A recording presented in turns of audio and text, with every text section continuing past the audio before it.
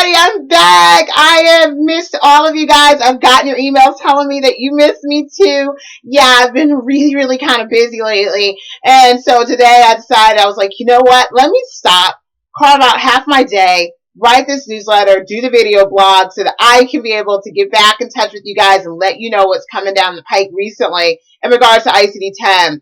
Now, hopefully you've had an opportunity to peruse through my email, my newsletter, and read some of the hot points, or maybe you're listening to me first, whichever one works for you.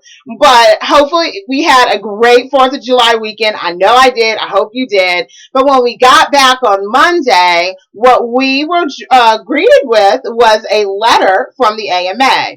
Now, first off, the first thing, I've gotten a letter from Elizabeth Warren. I've talked to other legislators, as well as read through CMS's information, AMA's information. They're not going to delay ICD-10. So get over it. You're not dreaming. It's not going to happen. I don't care how much more legislation goes in. It's not going to go through. Nor is there going to be a grace period where you're able to submit ICD-9 and ICD-10 codes. Not going to happen. So get over that. So AMA still knows that doctors are still very afraid and concerned about the transition. So what they did was decided to act on behalf of physicians and lobby with CMS and say, hey, how can we make this easier for providers, for their small practices, medium, large practices, and hospitals? And so on Monday, they announced a joint venture with CMS in order to help us ease into the transition to ICD-10. Now, I'm going to focus right now on the 4 top issues that were brought up in the newsletter that I brought forth to you guys here. I've included the letter from AMA, so definitely look down towards the end and you will find that there. And hopefully this will give you a little bit of feeling a little bit better, but also I want you to take my advice I'm going to give you as we go forward. So as always, I'm looking down at my trusty notes, especially because I'm going to be reading some of the actual statements. But first of all, CMS claims that there will be no claim denials based on the lack of specificity of the ICD-10 codes chosen for 1 year. Now, according to CMS, for the first year ICD-10 is in place, Medicare claims will not be denied solely based on the specificity of the diagnosis code as long as they are from the appropriate code family of ICD-10 codes. Now, here's my opinion. If I'm going to train my docs to choose the code from the correct code family and to document enough to get into the correct code family, I'm just going to take them to the next level and make sure that they have the documentation, the clinical documentation to support the most specific ICD-10 code. It doesn't make sense to me to just stop short because I have an extra year in order to say, okay, go ahead and do the unspecified codes. Because as a physician, I know us is that once you train us in one way, you're going to catch it trying to train us out of the bad habit. So train them correctly. Use this year as a catch save so that say if you do end up with a note where the doctor's documentation is not up to snuff and all they really can choose is the unspecified code, that you can say, okay, fine, we can go ahead and submit that claim so we don't slow down our revenue coming in. However, use it as a teaching moment. Pull that aside. Say, hey, you know what? In order to support the most specific code, we need this documented, and then this is the actual ICD-10 code that we would choose. I want you to use this year as a way to just fine-tune documentation, fine-tune the coding, and then actually so that when you come out October 1, 2016, you're not going to face any issues.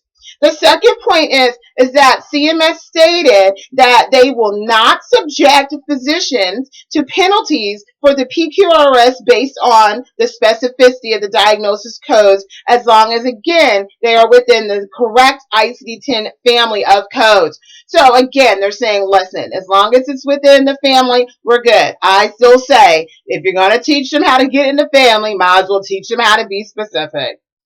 They go ahead and say on their third point that CMS assures providers that if a Medicare contractor is unable to process claims due to problems with ICD-10, CMS will authorize advance payment to physicians. Now, technically, they should have already tested the system. Everything should already be done and ready to go. Reality-wise, we know that sometimes there's glitches. So this helps to reaffirm and make us feel a little bit better that, hey, you know what? Even if there is something that goes wrong, we got you. You're going to get paid. We'll figure it out on our end.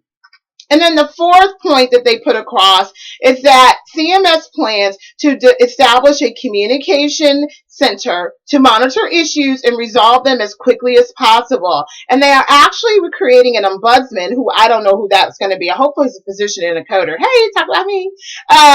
But that's going to be devoted to triaging physician issues. So that's a really good thing, because I think that having someone that's there, having a department there that's able to look at some of the issues that are brewing behind the transition, and some of the issues that may need to be changes that may need to be made because of issues, is a great idea. So I'm really glad that they put that together. Now, they did go on to state in their report that Medicare claims will not be audited based on the specificity of the diagnosis codes, as long as they are from the appropriate family of codes. Now, let me warn you, this does not mean there's not going to be audits, and I'm telling everybody this. So this is why I'm saying teach your docs to do it right from the outset, because you're still going to get audited, because they need to see if it's even in the family. So teach them to document it correctly, do it right from the start. If you find out there are issues, fix them while you have that year, and then just go out knowing that when you get to October 1, 2016, you guys are completely solid. You're solid on the financial side, so you don't have to worry about denials come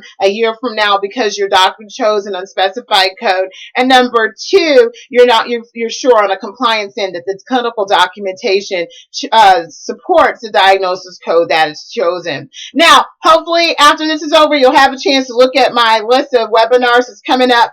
It's a short list because it's the summertime, and I have to still get them my dates, because I've kind of been I've been real busy and going back and forth. And so they have pretty much clunched down on me and says, look, Doc, we need your dates now. So I should be providing them my dates very shortly. So hopefully the next two newsletters, you're going to see those dates elongate. Also, I'm doing a lot of live on-site training. So if you're interested in that, definitely shoot an email over to info@drsloankelly.com so that my assistant can work on getting everything set up for you and making sure that you get a time slot, because they're filling up, and that's part of what's been keeping me so busy. And then last but not least, I am going to be doing some live seminars. I'm just in the process of working that out with different hotels, and so I will keep your cities up to date, keep you guys up to date on what cities I'm coming to, so that you can plan accordingly. So I promise a few of my clients that I'm going to try to get a newsletter out to you guys every week. So definitely keep your ear out for next week. I think I'm going to go get on the beach this weekend and hunker down and try to scratch out something else for you guys for next week. All right. Well, thank you so much. I'll be talking to you soon. Have a fabulous rest of your week, and I will see you later. Bye.